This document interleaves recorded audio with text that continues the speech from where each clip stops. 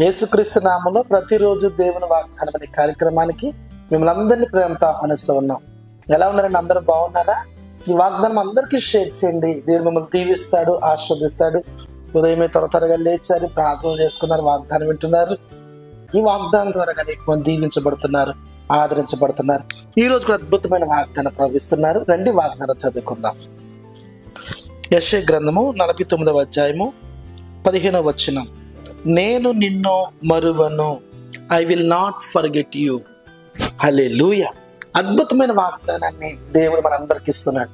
నేను నిన్ను మరువను అని దేవుడు మాట్లాడుతున్నాడు. దేని బిడ్డలారు, ఈ రోజు ఎక్కడుండి వాగ్దానం వింటున్నారు?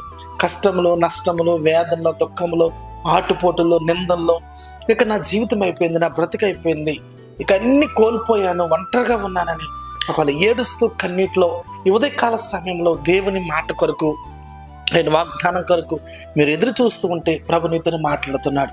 నేను నిన్ను మరువను. ఈ లోకంలో ఒకవేళ నీ బంధువులను మర్చిపోవచ్చు, నీ స్నేహితులు మర్చిపోవచ్చు, నీ రక్త సంబంధం మర్చిపోవచ్చు, నీతో ఉన్న వాళ్ళందరినీ విడిచిపెట్టి వెళ్ళిపోవచ్చు. డబ్బు ఉన్నప్పుడు ఉంటారు, ధనం ఉన్నప్పుడు ఉంటారు, ఆస్తి ఉన్నప్పుడు ఉంటారు, అధికారం ఉంటే ఉంటారు, అందం ఉంటే ఉంటారు. కానీ లోకంలో నీ దగ్గర ఏమీ లేనప్పుడు, అన్నీ ఉన్నప్పుడు కూడా నీతో ఉండేవాడు నజరేయుడైన యేసు. హల్లెలూయా.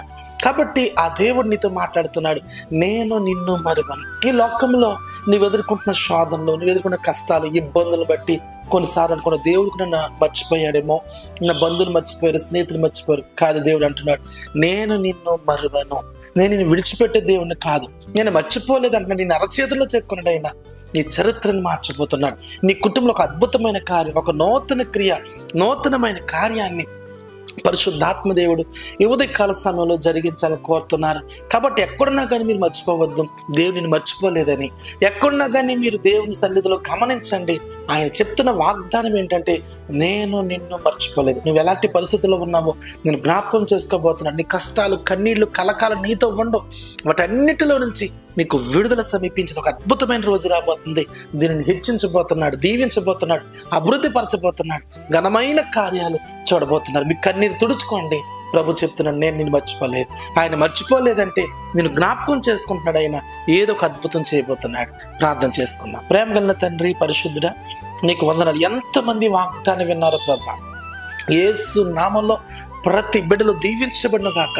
నేను నిన్ను మర్చిపోలేదన్నావు. అవును తండ్రి, నువ్వు మర్చిపోలేదు కనుక మేము బ్రతికి ఉన్నాం ప్రభా. కష్టంలో, నష్టంలో, వేదనలో, దుఃఖంలో, ఒంటరితనంలో మీరు మాతో ఉండి మమ్మల్ని ఆదరించారు, బలపరిచారు, గొప్ప కార్యాలు చేశారు. నాయన నీకు స్తోత్రాలు. ఉన్నతమైన మేలుతో నింపండి. సువర్ణ ఇప్పుడు నేను దర్శిస్తున్నాడమ్మా. గొప్ప కార్యం నీ జీవితంలో జరుగుతున్న స్టెల్లా, దేవుని జీవితంలో మేలు చేయబోతున్నాడు. స్టెల్లా ఉన్నతమైన కార్యం నేను హెచ్చించబోతున్నాడు. అయినా ఘనమైన కార్యం. లక్ష్మి, నీకున్న గడ్డలు కరిగిపోతున్నాయి. ప్రభు నిన్ను స్వస్థపరుస్తున్నాడు. యేసునామములో ఉన్నతమైన కార్యాల్లోనికి పరిశుద్ధాత్మని నడిపించబోతూ ఉన్నాడు. ప్రసాద్, నీ కాలుని ఇప్పుడు దేవుడు ముడుతున్నాడు. గొప్ప విడుదల నువ్వు పొందుకుంటున్న యేసునామములో. సునీత, ప్రభు ఇప్పుడు నేను దర్శిస్తుంది. తలలో ఉన్నటువంటి ఆ సమస్య నుంచి నీకు విడుదల కలుగుతున్నాయి. చాలా మంది అప్పుల్లో, బాకీల్లో ఉన్నారు, రుణాల్లో ఉన్నారు, ఇల్లు లేక, స్థలం లేక, ఒంటరితనంలో ఉన్నారు. ప్రభు అంటున్నాడు, నేను నిన్ను మరువను.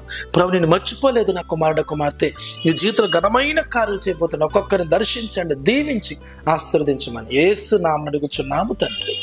ఆమేన్, ఆమేన్. హల్లెలూయా. ప్రభు మన అందరికి ఇచ్చిన వాగ్దానం, నేను నిన్ను మరువను. ఆయన మర్చిపోయే దేవుడు కాదండి. తగిన సమయంలో, తగిన కాలంలో నీ జీవితంలో అద్భుతం చేయబోతున్నాడు. God bless you.